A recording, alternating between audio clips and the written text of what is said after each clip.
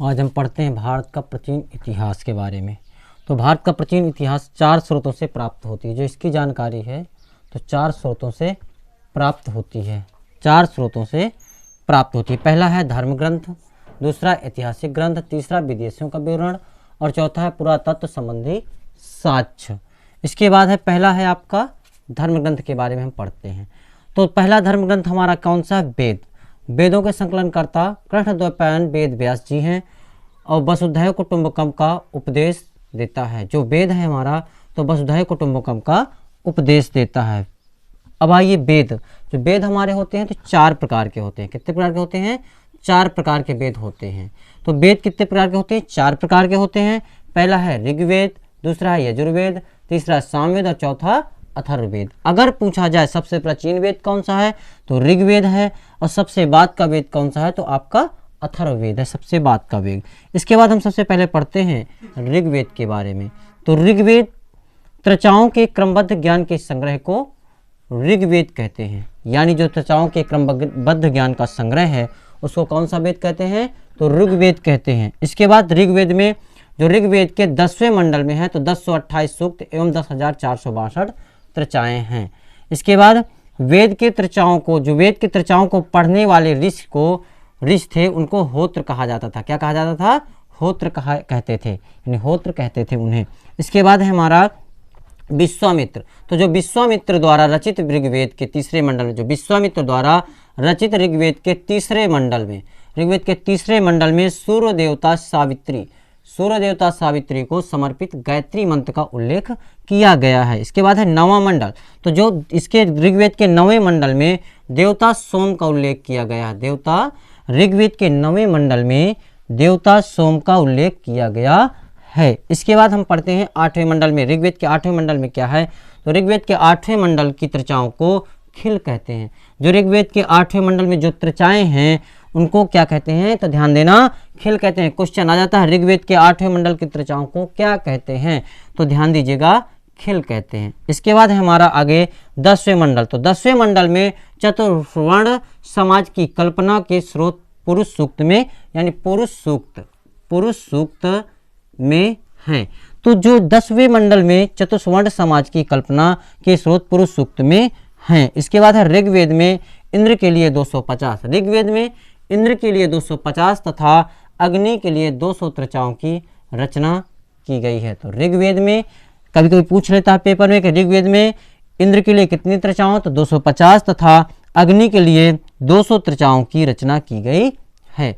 आगे देखते हैं। इसके बाद पहला था ऋग्वेद, इसके बाद हमारा यजुर्वेद। तो यजुर्वेद के बारे में देखते हैं।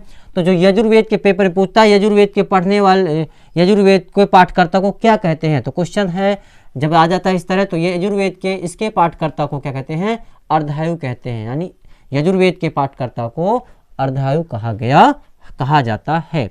इसके बाद हम पढ़ते हैं आगे। तो यज्ञों के नियमों तथा विधि विधानों का वर्णन मिलता है, किससे मिलता है? यजुर्वेद में। यानी यजुर्वेद में यज्ञों, जो यज्ञ कराए जाते थे तब के ज़माने में, तो यज्ञों के नियम तथा विधि विधानों का वर्णन मिलता है यजुर्वेद में। और यजुर्वेद को गद्य तथा पद्य वाला वेद भी कहते हैं। तो यजुर्वेद को कौन सा वेद कहते हैं? गद्य तथा पद्य वाला वेद भी कहते हैं। जो यजुर्वेद है हमारा तो इसे गद्य तथा पद्य वाला वेद भी कहते हैं। अब पढ़ते हैं तीसरा वेद था हमारा सामवेद।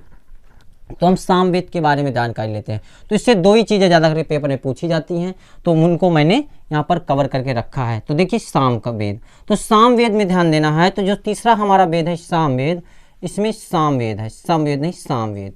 तो सामवेद इसके पाठकर्ता को उद्धार्त कहते हैं। जो सामवेद को पढ़ने वाले जो ऋषि थे, जो पढ़ते थे, उन्हें उद्धार्त कहते थे। ऐसे भारतीय संगीत का जनक कहा जाता है।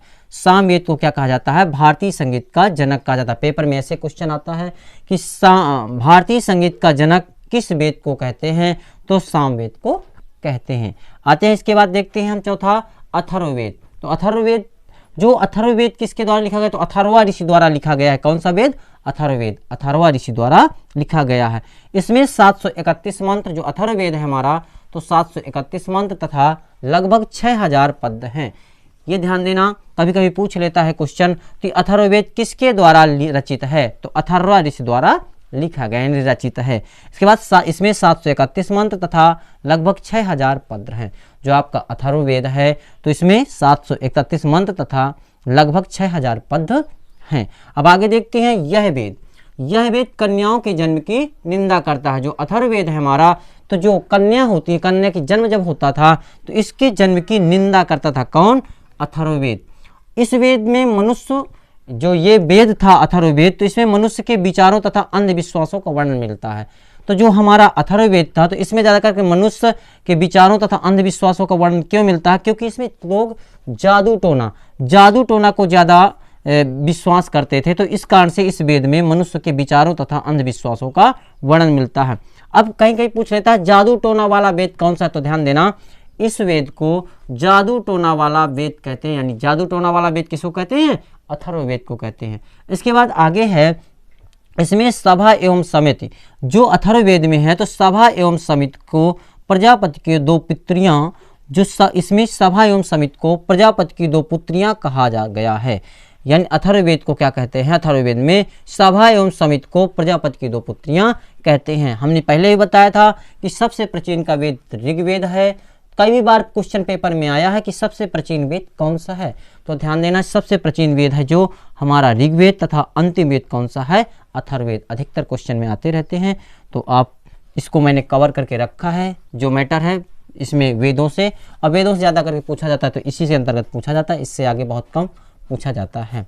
तो इसको आप लोग एक नोट्स बना कर रखिए, और रखने के बाद अगर आपको पसंद आए तो लाइक और सब्सक्राइब करिए।